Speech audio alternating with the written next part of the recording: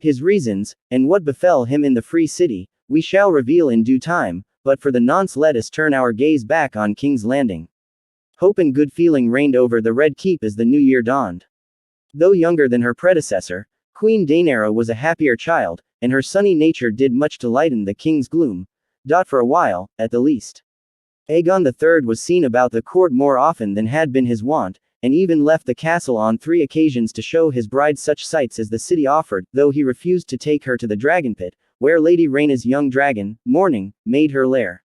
His grace seemed to take a new interest in his studies, and Mushroom was oft summoned to entertain the king and queen at supper. The sound of the queen's laughter was like music to this fool, so sweet that even the king was known to smile. Even Gareth Long, the Red Keep's despised master-at-arms, made note of a change. We no longer have to beat the bastard boy as often as before, he told the Hand. The boy has never lacked for strength nor speed. Now at last he is showing some modicum of skill. The young king's new interest in the world even extended to the rule of his kingdom. Aegon III began to attend the council. Though he seldom spoke, his presence heartened Grand Maester Munkin, and seemed to please Lord Mouton and Lord Rowan. Sir Marston Waters of the Kingsguard seemed discomfited by his grace's attendance, however, and Lord Peake took it for a rebuke. Whenever Aegon made so bold as to ask a question, Munkin tells us, the Hand would bristle and accuse him of wasting the council's time, or inform him that such weighty matters were beyond the understanding of a child.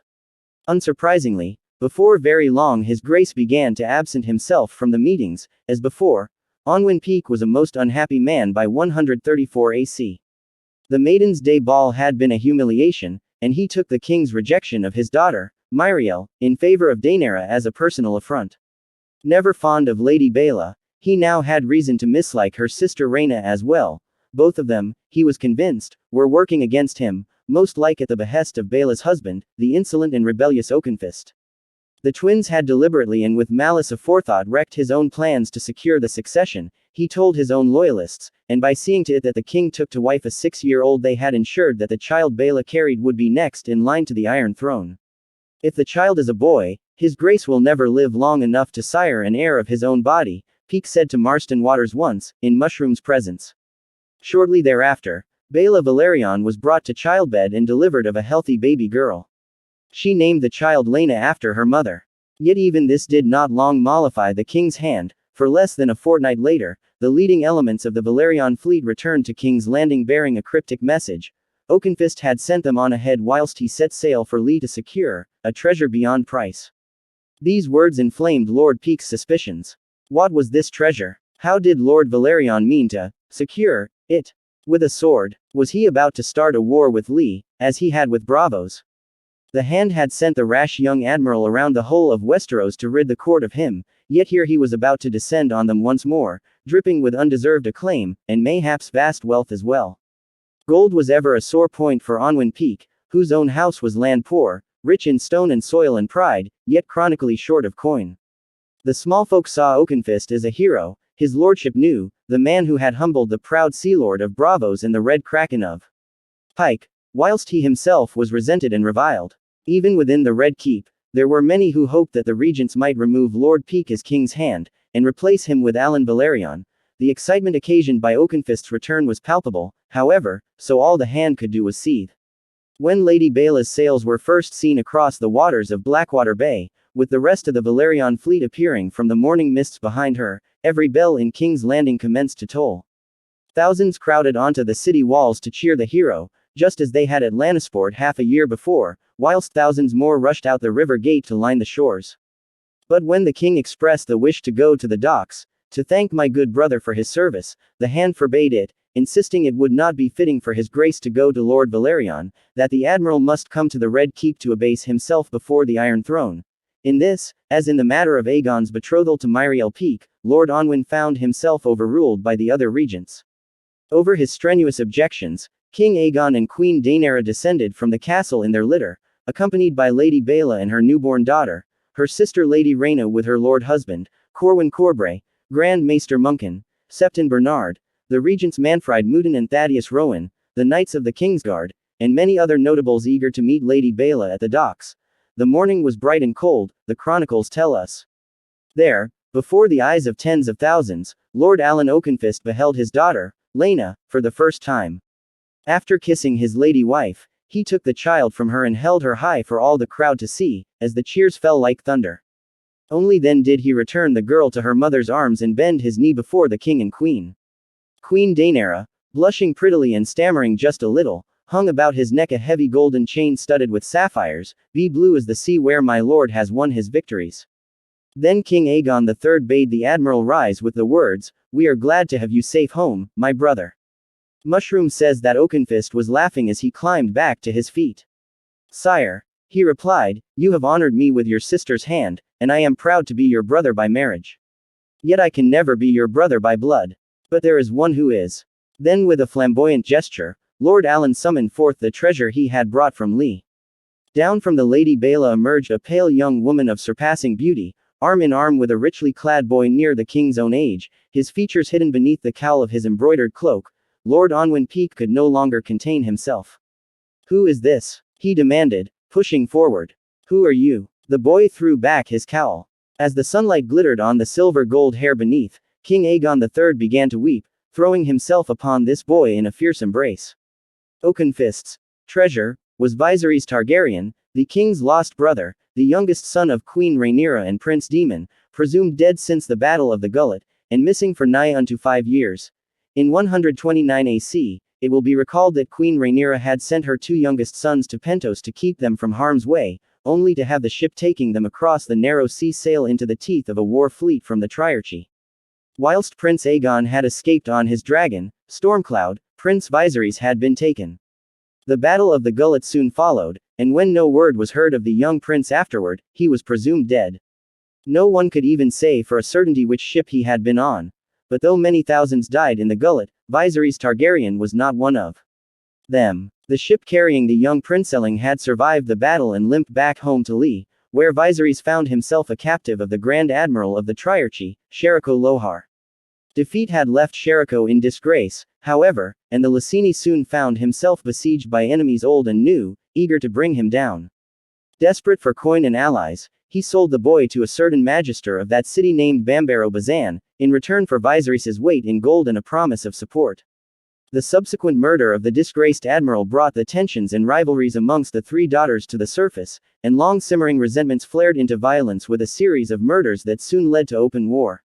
Amidst the chaos that followed, Magister Bambaro thought it prudent to keep his prize hidden away for the nonce, lest the boy be wrested away by one of his fellow Lyseni, or rivals from another city. Viserys was well treated during his captivity. Though forbidden to leave the grounds of Bambaro's manse, he had his own suite of rooms, shared meals with the magister and his family, had tutors to instruct him in languages, literature, mathematics, history, and music, even a master at arms to teach him swordsmanship, at which art he soon excelled. It is widely believed, though never proved, that Bambaro's intent was to wait out the dance of the dragons, and then either ransom Prince Viserys back to his mother, should Rhaenyra emerge triumphant, or sell his head to his uncle, should Aegon II prove the victor. As Lee suffered a series of shattering defeats in the Daughters' War, however, these plans went awry.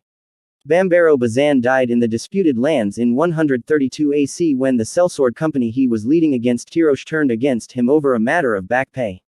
Upon his death, it was discovered that he had been enormously in debt, whereupon his creditors seized his manse. His wife and children were sold into slavery, and his furnishings, clothing, books, and other valuables, including the captive princeling, passed into the hands of another nobleman, Lysandro Rogaire. Lysandro was the patriarch of a rich and powerful banking and trading dynasty whose bloodlines could be traced back to Valyria before the Doom. Amongst many other holdings, the Rogaires owned a famous pillow house, the Perfumed Garden. Viserys Targaryen was so striking that it is said Lysandro Rogaire contemplated putting him to work as a courtesan, until the boy identified himself. Once he knew he had a prince in hand, the magister quickly revised his plans. Instead of selling the prince's favors, he married him to his youngest daughter, the Lady Lara Rogaire, who would become known in the histories of Westeros as Lara of Lee. The chance encounter between Alyn Velaryon and Drazenko Rogaire at Sunspear had provided a perfect opportunity to effect the return of Prince Viserys to his brother. But it is not in the nature of any Lyseni to make a gift of anything that might be sold, so it was first necessary that Oakenfist come to Lee and agree to terms with Lysandro Rogaire. The realm might have been better served had it been Lord Alyn's mother at that table rather than Lord Alyn, Mushroom observes, rightly. Oakenfist was no haggler. To secure the prince, his lordship agreed that the Iron Throne would pay a ransom of 100,000 golden dragons, agree not to take up arms against House Rogaire or its interests for 100 years, entrust the Rogaire Bank of Lee with such funds as were presently held by the Iron Bank of Bravos, grant lordships to 3 of Lysandro's younger sons, and, above all, swear upon his honor that the marriage between Viserys Targaryen and Lara Rogaire would not be set aside, for any cause. To all of this Lord Alyn Velaryon had agreed, and affixed his sign and seal. Prince Viserys had been 7 when he was taken from the Gay Abandon. He was 12 on his return in 134 AC. His wife, the beautiful young woman who had walked arm in arm with him from the Lady Baela, was 19, 7 years his senior. Though 2 years younger than the king, Viserys was in certain ways more mature than his elder brother. Aegon III had never shown any carnal interest in either of his queens, understandably in the case of Queen Daenerys, who was yet a child, but Viserys had already consummated his own marriage, as he confided proudly to Grand Maester Muncan during the feast held to welcome him home. The return of his brother from the dead worked a wondrous change in Aegon III, Muncan tells us. His Grace had never truly forgiven himself for leaving Viserys to his fate when he fled the Gay Abandon on Dragonback before the Battle of the Gullet. Though only 9 at the time, Aegon came from a long line of warriors and heroes and had been raised on stories of their bold deeds and daring exploits, none of which included fleeing from a battle whilst abandoning your little brother to death. Down deep, the broken king felt himself unworthy to sit the Iron Throne. He had not been able to save his brother, his mother, or his little queen from grisly deaths. How could he presume to save a kingdom? Viserys's return did much to lessen the king's loneliness as well. As a boy, Aegon had worshipped his 3 elder half-brothers, but it was Viserys who shared his bedchamber, his lessons, and his games. Some part of the king had died with his brother in the gullet, wrote Muncan. It is plain to see that Aegon's affection for Geemon Palehair was born of his desire to replace the little brother he had lost, but only when Viserys was restored to him did Aegon seem once more alive and whole. Prince Viserys once again became King Aegon's constant companion, as he had been when they were boys together on Dragonstone, whilst Geemon Palehair was cast aside and forgotten, and even Queen Daenerys was neglected. The return of the lost prince resolved the question of succession as well. As the king's brother, Viserys was the undisputed heir apparent, ahead of any child born to Baela Velaryon or Rhaena Corbray, or the twins themselves. King Aegon's choice of a girl of 6 as his second wife no longer seemed so worrisome. Prince Viserys was a lively, likely young lad, possessed of great charm and boundless vitality. Though not as tall, as strong, or as handsome as his brother, he struck all who met him as more clever and more curious than the king. And his own wife was no child, but a beautiful young woman well into her childbearing years. Let Aegon have his child bride. Lara of Lee was like to give Viserys children sooner rather than later, thereby securing the dynasty. For all these reasons, king and court and city rejoiced at the prince's coming, and Lord Alyn Velaryon became more beloved than ever for delivering Viserys from his captivity in Lee. Their joy was not shared by the king's hand, however. Whilst Lord Onwin declared himself delighted by the return of the king's brother, he was furious at the price Oakenfist had agreed to pay for him. The young admiral had no authority to consent to such ruinous terms, Peake insisted. Only the regents and the Hand were empowered to speak for the Iron Throne, not any fool with a fleet. Law and tradition were on his side, Grand Maester Muncan admitted when the Hand brought his grievances to the council. But the king and the smallfolk felt otherwise, and it would have been the height of folly to repudiate Lord Alyn's pact. The other regents concurred. They voted new honors for Oakenfist, confirmed the legitimacy of Prince Viserys's marriage to Lady Lara, agreed to pay her father the ransom in 10 annual payments, and moved a vastly greater sum of gold from Bravos to Lee. For Lord Onwin Peake, this seemed yet another humiliating rebuke.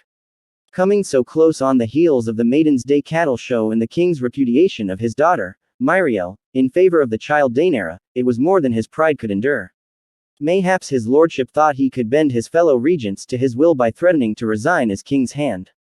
Instead, the council accepted his resignation with alacrity, and appointed the bluff, honest, and well-regarded Lord Thaddeus Rowan in his place. Onwin Peake removed himself to his seat at Starpike to brood upon the wrongs he felt he had suffered, though his aunt the Lady Clarice, his uncle Gedmund Peake the Great Axe, Gareth Long, Victor Risley, Lucas Leagood, George Graceford, Septon Bernard, and his many other appointments did not follow him, but continued to serve in their respective offices, as did his bastard brother Sir Mervyn Flowers and his nephew Sir Amory Peake, for sworn brothers of the Kingsguard serve for life. Lord Onwin even bequeathed Tessario and his fingers to his successor. The king had his guards, he declared, and so must the hand.